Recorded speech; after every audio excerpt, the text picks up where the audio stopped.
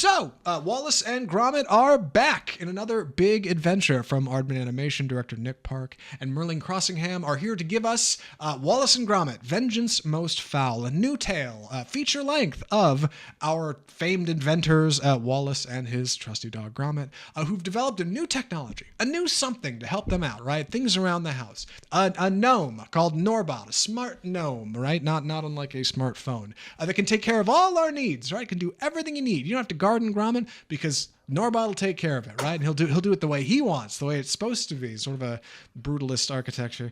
But everything goes wrong, of course, when Norbot gets hacked by Feathers McGraw, the famous penguin wearing a gloved chicken head hand from The Wrong Trousers, right? A previous Wallace and Gromit feature. This is a direct sequel, which they don't often do. Usually these things are pretty independent. And Wallace and Gromit Vengeance Most Fowl does a great job of setting that up and telling us who Feathers McGraw is and why he is such a dangerous penguin, even though he appears to be so cute. He, like Gromit, does not talk. Animals don't really talk in the Wallace and Gromit movies, but Norbot does and Wallace does. And when Norbot gets hacked, he develops an army of other Norbots who will help people around the community with everything they're doing. And maybe also help secretly help Feathers McGraw escape and get that blue diamond he was so seeking in The Wrong Trousers all those years ago. Wallace and Gromit Vengeance Most Fowl is entirely stop motion, except for a bit of computer animation on the top. It's funny, like the claymation in these films is not quite like the stop motion you see from Leica. It's much more like tangibly stop motion. You can see the fingerprints on the clay and you can see the hairs and little things. And while Aardman does a great job of cleaning that up, they're very dedicated to this old style, to what got them started, and making sure that Wallace and Gromit feels much more like those previous films did. Last time we saw them was Curse the Were-Rabbit. I think they did a baking thing. Regardless, there's been a couple video games. Wallace and Gromit, Vengeance Most Fowl. Andy, what'd you think?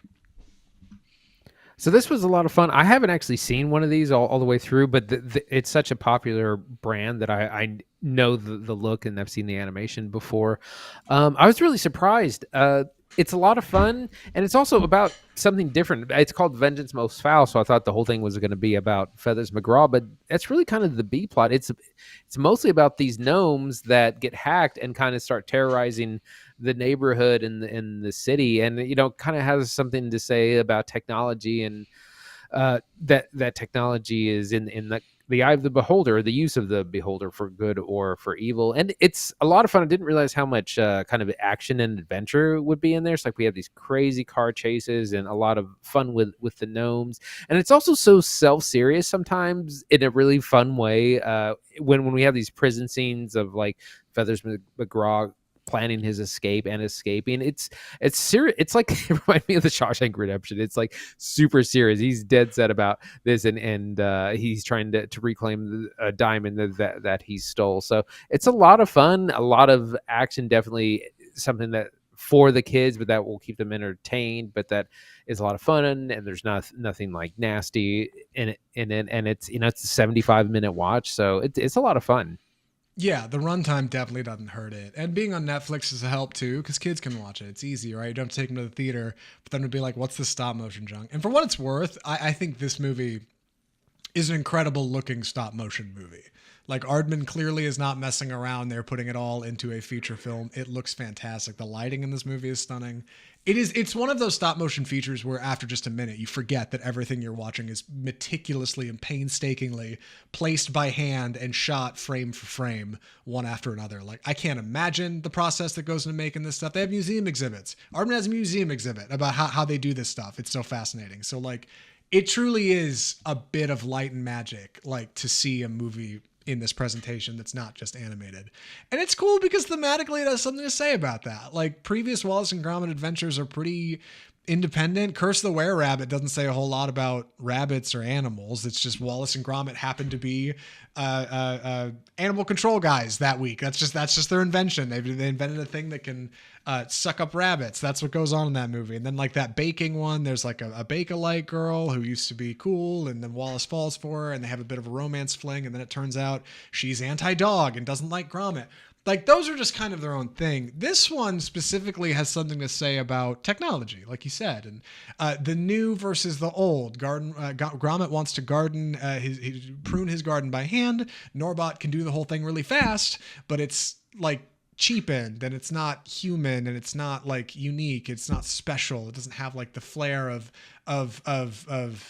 natural and natural. I don't know what I'm trying to say here, but it's like simple. And this is a clever thing for adults, right? Like I think a lot of good kids movies also work for adults. It's a clever theme because the film's stop motion. It could have been CGI. They could have just been DreamWorks or Pixar and just done it that way, right? But specifically going to the trouble to make a labor of love out of an old-fashioned methodology is a unique theme for a film that is a labor of love made out of an old-fashioned methodology. We're watching stop motion and they're talking about like really the value of doing things the old way and how there's nothing wrong with doing it new. But Wallace and Gromit have that funny back and forth. Wallace, the inventor, it's got to be the new hot thing. It's what people want.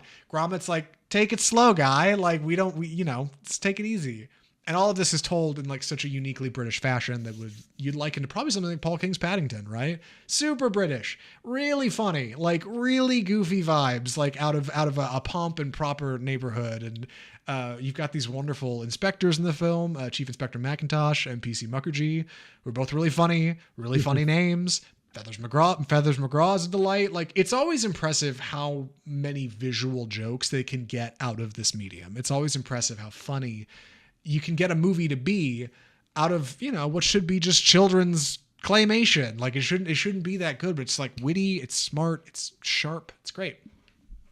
Yeah, there's a moment where the invention kind of takes off and all the neighbors are like, oh, I want one of those gnomes too, so that I don't have to cut in my yard. And everyone just like blindly signs up for it, and then like all that kind of goes wrong. And that's definitely pointing at issues in the real world with technology, where a lot of people will just sign up for things or hand over all their information without really waiting and kind of exploring a technology and that sort of thing. So it has a lot to say. It's not anti-technology. It's more about like technology is that something that we need to be responsible with, and that can be used for both good and evil. Yeah, a couple other points. Great soundtrack. The score is by Lorne Balfe, who I know did a lot of the music for Ubisoft's Assassin's Creed video game series. It's great. Big orchestra stings, funny. They incorporate the Wallace and Gromit theme a few times in really funny ways. There's a bit where like Wallace is really down about something. He's sitting at a piano, like playing it solemnly off key, which is really funny. I don't know if they've ever done that in these movies. Visuals are fantastic. Oh, the big train sequence I wanted to talk about briefly. Like the Wrong Trousers, Wallace and Gromit film features what I think is probably one of the great train sequences in cinema. Like it genuinely, it's this small train set where Gromit and Wallace chase Feathers McGraw in their home to try to get this diamond from him. And this train set's like humming along this rail. It's this whole high speed thing, even though it's toys. It's very funny and very kinetic. And it's a great looking sequence. And so I figured this has Feathers McGraw in it. We're back to the Blue Diamond plot. Surely the ending of this film will also feature some kind of great sequence or something. And it's actually really smart what they do. It's clever, and it kind of works in the same way with these long cars, but in a different format that is good and effective and works, and still actually does end up featuring a train now that I think about it. So great. And it feels like a great send up of what came before. It doesn't feel like it steps on anything. You could watch it independently and it would work. Does encourage you to go back and visit that older stuff. And I think that's a good thing. Like it's a solid Wallace and Gromit movie. Like thank God it's not boring. Thank God it's not dull. Thank God you're not sitting there wondering when it's going to be over. Like for a 75-minute watch, works really efficiently. Last thing I wanted to mention is that the gnomes are actually kind of scary. They're kind of creepy, especially once they get taken over and they're kind of up to no good. Yeah. I was like, man, this might be a little creepy for kids. So definitely, your kids best. But just there might be some stuff that creeps them out if you're not careful. Yeah, the other Wallace and Gromit film that I wasn't thinking of, I just got it before we wrap this up. A Matter of Loaf and Death was the other one, which was like almost like a short. I don't think it's quite feature length. That one's actually got a couple frightening sequences in it too, which is surprising. One of them's like kind of a nightmare that turns out to be that Gromit's having.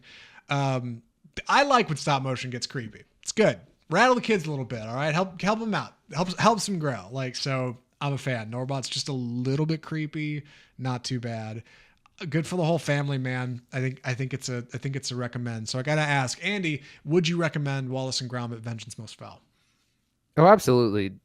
It's a great watch. It's a lot of fun. Good for the kids. Good for adults. It's short at 75 minutes. It's a quick watch.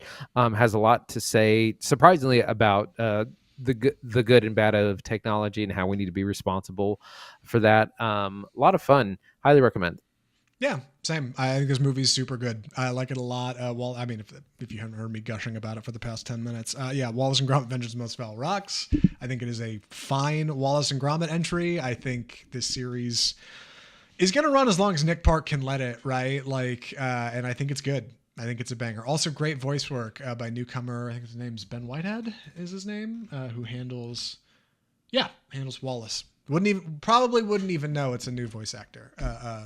Rest in peace to his previous voice actor, whose name is eluding me right now, which is awful. But we got to wrap the show. That's the end. That's the end of Off Script episode 278. My God, Andy, we're already here. And most anticipated segment ran a little long, but otherwise we did really good, I think. It's a pretty good time. What are we watching next week?